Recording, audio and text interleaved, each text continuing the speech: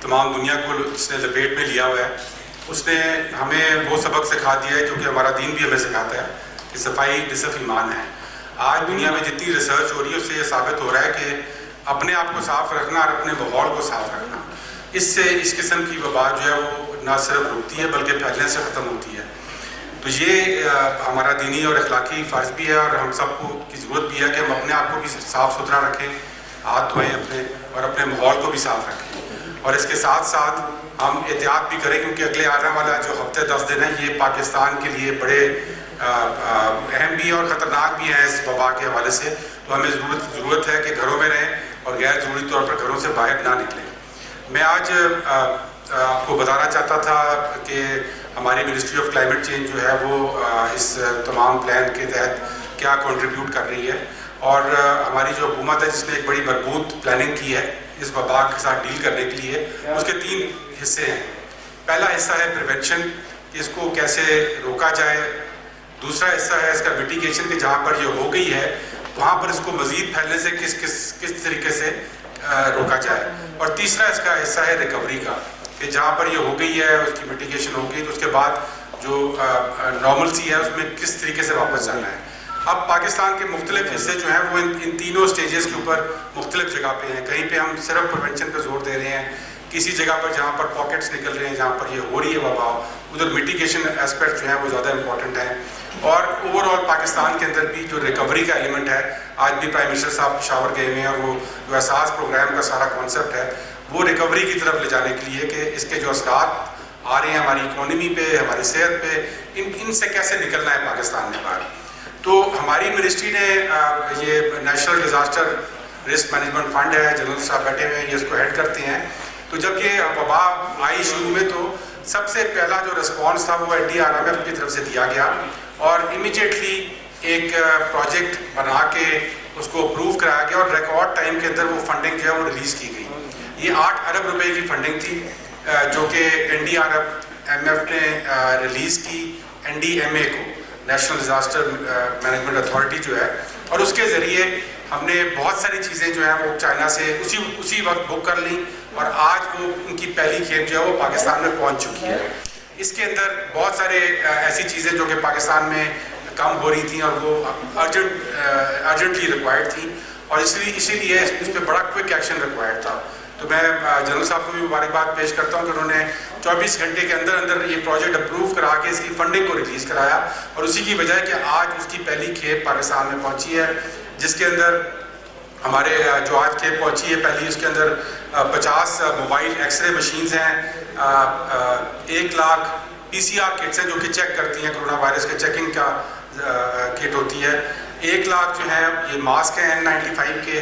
اسی طرح 5 لاکھ یہ میڈیکل ماسک ہیں یہ آئے ہیں آج۔ اس کو ہم نے مزید بڑھانا ہے، اور اس کی جو ٹوٹل آرڈر ہے وہ اس سے کہیں زیادہ ہے۔ مثلاً اس ماسک کے لیے 20 لاکھ آرڈر کیا گیا ہے جو کہ چائنا سے آ رہا ہے۔ اسی طرح 196 ICU وینٹیلیٹر جو کہ پاکستان میں کم ہے اور ہمیں ضرورت ہے، ان کا آرڈر دیا گیا فوری طور پر کہ وہ چائنا سے آئیں، اور انشاءاللہ نیکسٹ کھیپ میں وہ آئیں گے۔ اور باقی جو ٹیسٹنگ کٹس ہیں ہماری ان کے آرڈرز ہیں، اور اسی طرح N95 جو میڈیکل ماسک ہوتے ہیں ان کا آرڈر ہے۔ تو یہ تمام جو ضروریات کی چیزیں یہ اسپتالوں کو پہنچائی جائیں گی، NDMA کے تھرو یہ کام ہوگا، لیکن اس کی جو فائنینسنگ ہے وہ ہماری منسٹری نے ارینج کی تھی، اور اس کو بڑا جلدی گراؤنڈ پہ لے کر گئے۔ اب اس کا سیکنڈ فیز میں ایک ورلڈ بینک کی فنڈنگ ہے، وہ بھی اللہ کے فضل سے ہمیں مل چکی ہے، اور 9.5 ارب روپے کی وہ فنڈنگ ہے جو کہ ریکوری کے اندر یوز ہوگی، کہ جب یہ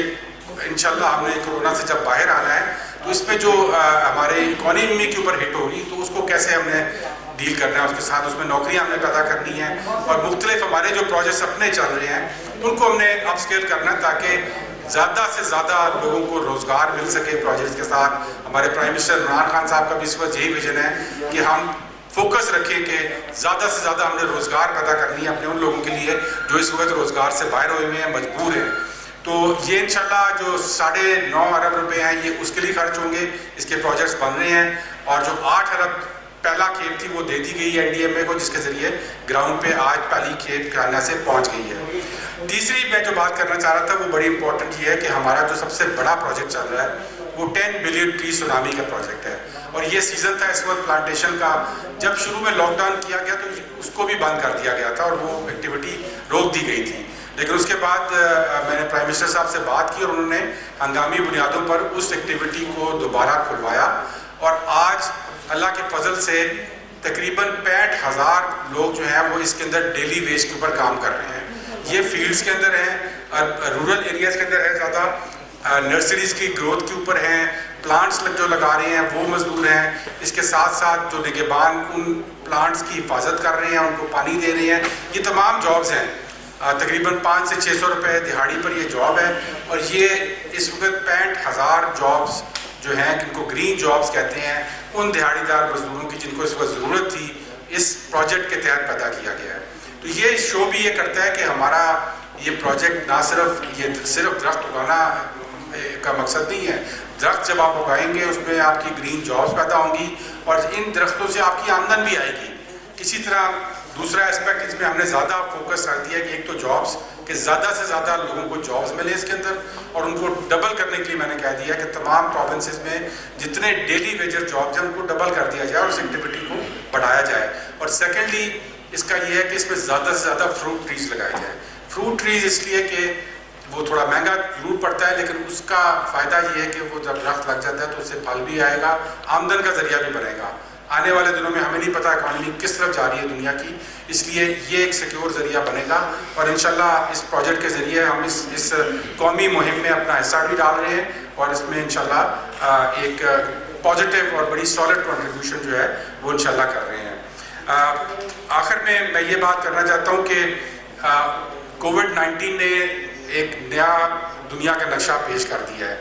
آج تمام دنیا جو ہے وہ بند پڑی ہوئی ہے اور آپ دیکھ سکتے ہیں کہ جو اکنامک ایکٹیویٹی ہے وہ اسٹینڈ سٹل پہ آ گئی ہے. لیکن ان 3 ہفتوں نے انوائرمنٹ کے حوالے سے جو چیز ہے وہ بڑی پازیٹیو ایک لے کر سامنے آئی ہے اور وہ یہ دکھایا ہے کہ دنیا میں ایئر پولوشن اس وقت لاکھوں لوگ ایئر پولوشن سے دنیا میں مرتے ہیں اور پاکستان اس کے زد میں تھا, خصوصاً لاہور کا شہر. لیکن جب یہ لاک ڈاؤن ہوا ہے تو اس میں یہ دیکھا گیا ہے کہ کچھ ہفتوں کے اندر ہی ہوا واپس بہتر ہو کے آ گئی ہے اور اتنی بہتر ہوئی ہے کہ تقریباً 10 گنا اس میں بہتری آئی ہے. اور آج آپ بڑے شہروں میں دیکھیں جو ٹرانسپورٹ کی ایکٹیویٹی ہے صرف اس کے رکنے کی وجہ سے یہ ایک بہتری آئی ہے انوائرمنٹ کے اندر. تو یہ شو کر رہی ہے دنیا کو کہ ایک there is a different world view possible, کہ ایک مختلف دنیا بھی آپ بنا سکتے ہیں جس میں آپ اس آلودگی سے اپنے آپ کو بچائیں, کیونکہ یہ آلودگی نہ صرف آپ کی صحت کو خراب کرتی ہے بلکہ اس قسم کی وبا کے لیے بھی وہ کیریئر بنتی ہے. آج ہارورڈ یونیورسٹی کی ایک نئی ریسرچ آئی ہے جس میں انہوں نے بتایا کہ ایئر پولوشن کے جو پارٹیکلز ہیں وہ کووڈ-19 کے جو ڈراپلیٹس ہیں ان کے لیے بھی کیریئر بنتے ہیں. تو یہ شو کرتا ہے کہ اگر ہم صحیح اقدامات کریں, اپنا فوکس رکھیں تو یہ انشاءاللہ ہمیں ایک مختلف رستے پر ہم انشاءاللہ اپنی اکانومی کو چلا سکتے ہیں جس سے اپنی ہوا کو بھی بہتر کریں گے, اپنے درخت بھی لگائیں گے اور انشاءاللہ لوگوں کو یہ ڈیلی بیس نوکریوں پہ بھی لگائیں گے. اور اس کے ساتھ ساتھ جو پاکستان کو اس مشکل چیلنج کا سامنا ہے اس میں سے انشاءاللہ کامیابی کے ساتھ اللہ تعالیٰ ہمیں اس سے نکالے گا.